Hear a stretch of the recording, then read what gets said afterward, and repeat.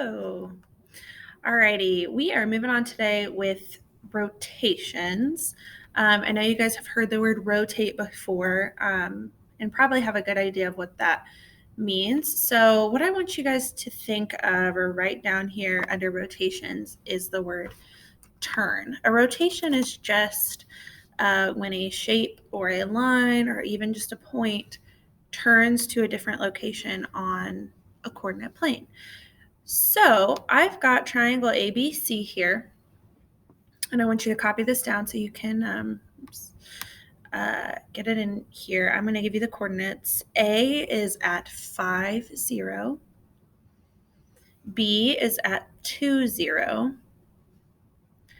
And C is at 4, 5. All right, so before we do any kind of rotation here, we need to talk about what can happen with rotation. So the questions we ask ourselves are, how far did it turn and in what direction? So when we talk about rotations, we talk about things rotating in a certain amount of degrees. So we're going to be looking at a 90 degree, 180 degree, or 270 degree rotation. And the direction it goes is either clockwise, which is around like this, like a clock would move, or counterclockwise, which is the opposite way. So it's easy to remember when we're looking at 4 quadrants here, because if it moves 1 quadrant, that's 90 degrees. If it moves 2, that's 180. And if it moves 3, that's 270. Then obviously all the way around back to its original location is a 360 degree rotation, which we're not going to do a ton of those, but just so you know.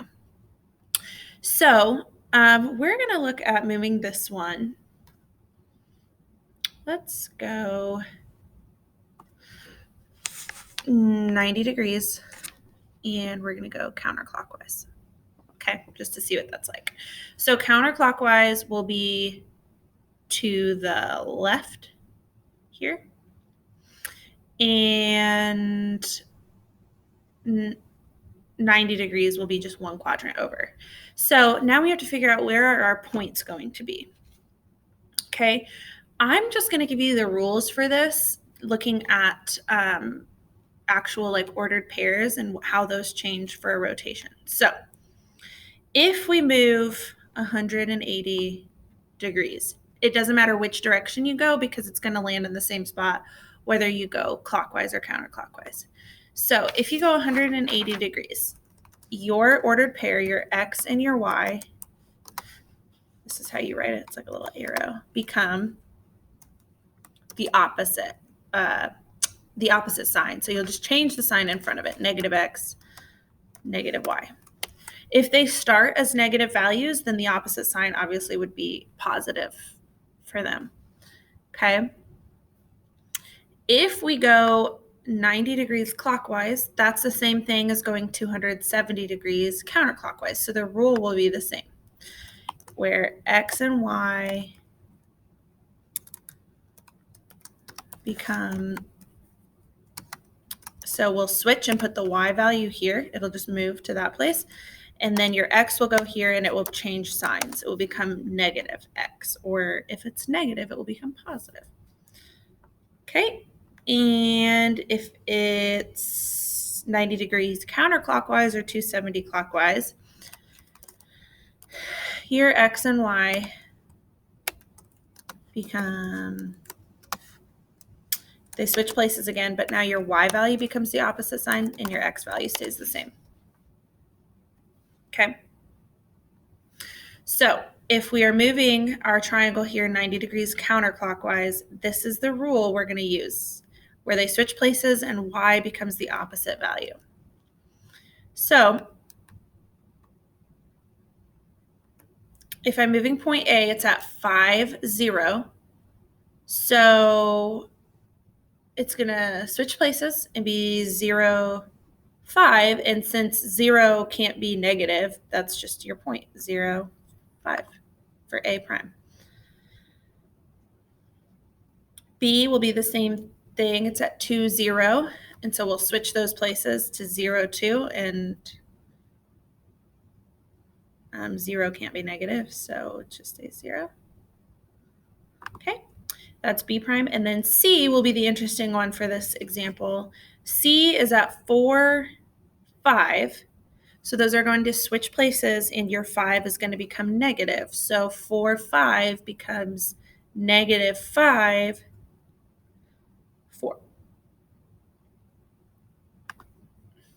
Okay. Alrighty, so here's my rotated triangle, my image. And remember, we call these prime. So I've got triangle A prime, B prime, C prime here. You can see that it has rotated in this direction. Okay, so that's 90 degrees counterclockwise. I can see that these are the same shape. They're both the triangles and the same size.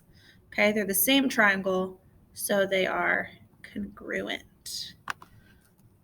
So they result in congruent figures. Okay. Your best source here is going to be these rules, and just practicing changing an ordered pair to its new ordered pair depending on where you're moving it and how far.